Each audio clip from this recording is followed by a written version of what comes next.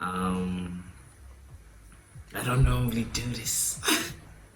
It's my first time ever doing this type of a YouTube video that I'm conscious of the fact that I'm going to post it. Not that it's going to be posted, who else will post it but me. Sloppy greeting, let me introduce myself again. Howdy there, YouTube. My name is Uno, man, and welcome to my vlog, my 28 episode vlog. Why 28 episodes? Well, mainly because my birthday is at the end of the month of the 28th, and I feel like it's time to make some changes, in my life. And some people wait for the 1st of January. Coincidentally, the desire, the inclination to make these changes fell on the 1st of February. So here I am, and I want to document and share the story and the journey of why I'm taking these 28 days to be so conscious about what type of change specifically I'm aiming to make in my life. So, as you can hear, it's a goddamn long story. Something you need to know about me, because you're gonna get to know about me. This is all about me. Sometimes I will call somebody or something a motherfucker. I really don't mean any offense. I'm just saying it for its graphic purpose. You understand what I mean? I respect everybody. Okay, so why a vlog? Why 28 days? How did we get here? How did we get here? Alright, so the story starts off with me in Bloemfontein. I don't complain too much, but I'm content, and I'm earning a good income. It's COVID, so we took some pay cuts, but the books are still looking good. So understanding that complacency was gonna be my demise if I stayed there, I started looking for other work, and a great opportunity popped up. It was completely unexpected. It was from the internet.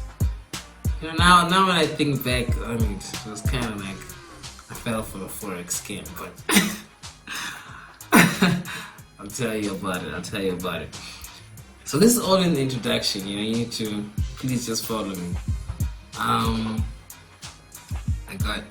got a call for the interview. They're like, "Yo, we like you. Come through for a 2-week trial." I was like, 2-week trial? Well, what about my current job? What the fuck? But I figured it out, and I managed to make it for the 2-week trial. They told me after 3 days, like, "Yo, nigga, we like you. Come and work for us." I'm like, okay, cool. I dropped everything.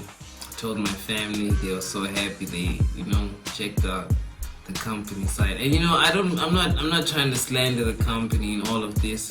Just go on with the story. So yeah, I get there, arrive at this company, and it's really a fresh company, and they're still figuring things out, and I'm trying my best to help them figure things out, but it's it's a company from the future, or not future, but counterculture, so there's this management principle or system that they use called TEAL, which basically, summary, you must Google it after watching my video. Google it, TEAL management, and you'll understand that it's a peer-based management. So there isn't a specific hierarchy in the organizational structure. It's more like you're encouraged to be friends with your colleagues and get work done from that perspective, if I'm to sum it up. Right, so I was like, okay, cool, this is interesting, this is different, so I jump in. Plus the project they're telling us is gonna change the world. It's such a great thing. They use words like regenerate. Like regenerate. I like that. They're building a wellness center, a yoga studio, all of that, man. I'm just like, damn. And some villas. It's a beautiful place as well. It's beautiful actually. And I think one of the principles of that organization that really struck with me is this principle, this concept of ownership. What is ownership? Ownership. They were saying it in every we went to meetings, bro. I think I broke a few world records of meetings attended. God damn, I've never attended so many meetings in 3 months.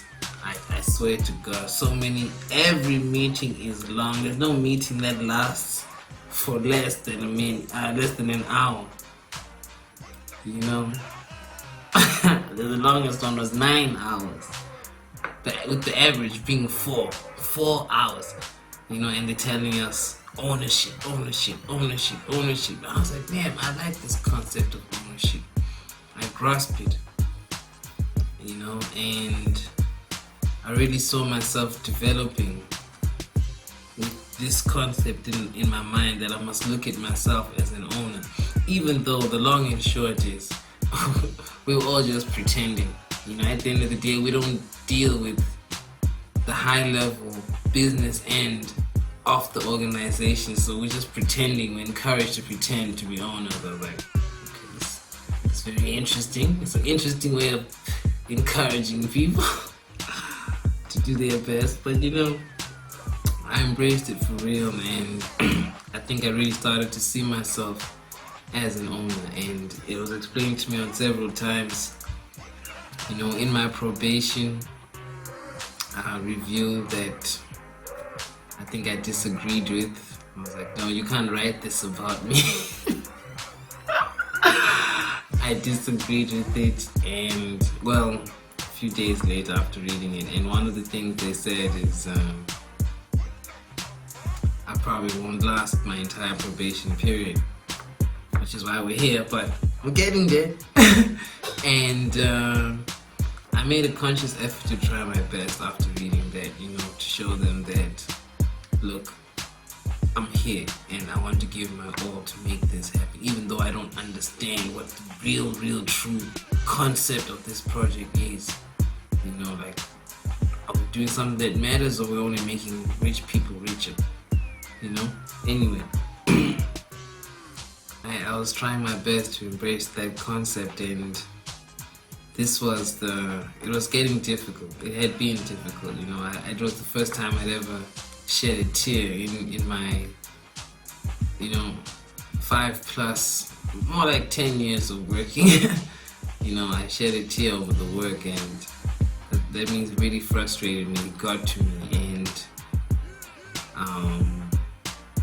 I started to see my mental health deteriorate. So I think I started in 3 months. In 3 months, I started to tread wearily, and I recall being called to this meeting.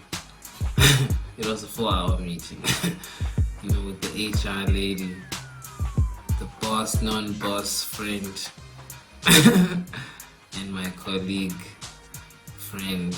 We're all friends but colleagues. And they're telling us, okay, look guys, as owners, this is what you need to do. You need to volunteer a portion of your salary so that we can employ someone else to help us with the work here. When I was sitting in that chair, I was like, okay, it's a very, very interesting. Some people just give you the pay cut, like, nigga, accept this. Or if you don't accept it, get the fuck out. But here we're being asked to volunteer, and you don't want to volunteer, but you're being asked forcefully. So it's not really a request, it's more like Yeah, give up some of your salary. What the fuck is wrong with you? Give up some of your salary to pay this other nigga. You know, and I was like, wow, this is this is a grand concept. All in the spirit of ownership, because the ideology was that, you know, because the company budget was tight, we must, but we need this person on board. We must create the budget ourselves as owners. You know, I was like, it's very, I mean, that's strange, you know, because, I mean, for a lot of reasons. What do you think? Tell me what you think in the comments. But I just thought it was very strange, and that was really the straw that broke the camel's back. But in that conversation with those colleague friends of mine, the idea, the concept, which is why we're here today, this idea is something that I picked up was consistent with every person that I identify as successful, including this young man. He's younger than me. He was my boss friend, you know, and you know, one thing that you have to accept and deal with, it's a 4-letter word, which is the reason why we're doing this. It's risk. Risk, risk, risk. You have to be prepared to take the risk. So in that meeting, that gentleman was telling us he wants us to keep a daily risk log, and after we had been insulted like that, and maybe I made a mistake, but I remember making a decision in that meeting that, hey man, you know what, this is all bullshit to me. Let me take a risk. And that was the last day I ever worked for that company. That was the last day I ever worked for that company, but I kept the notes of that meeting, which is start taking risk. And the one thing that I thought about was, well, what is the definition of risk? A situation involving exposure to danger or harm. That's risk as a noun. Expose to danger, harm, or loss. That's to expose. That's now risk as a verb. So I started thinking about my life. You know, I was like, damn, am I not successful because I don't take enough risks? Then I think about the shit that I've done in my life. I'm like, man, I've taken a lot of risks, man, but stupid stuff, you know? And it brings me to this risk vlog that I'm doing now. I want to document this journey of taking at least one risk a day and sharing it online until maybe my birthday, if I haven't risked my life. But I hope not. I don't want to. I don't want to risk my life. But I feel like with the first risk, and I've taken a few risks. I think I got 5 days worth of risks that I'm just going to be sharing. You know, then I'm going to start taking new risks, or maybe catch up. I don't know, figure it out. But I remember sitting in that chair and asking myself, well, if this is about risk, I think I'm risking my mental health by staying here. So a lot of people will call me crazy. Maybe a lot of people say you're stupid. What are you doing? You're leaving your job in the middle of a pandemic, you know? And I feel like I'd rather be able to think through such a challenge in my right mind than to watch my mental health deteriorate for a salary. You know, I feel like for real, if it's about risk, I'd rather take risks that benefit me directly. As I wrap this video up, and encourage anyone who's interested to follow and catch up with some of the risks that I'll be taking. I want to end on a quote that I read after I googled risk, and like it's like this: it's either you take the risk or you end up working for someone who does. My name is Zuno. This is my YouTube channel. Thanks for watching. See you on the next one. Peace.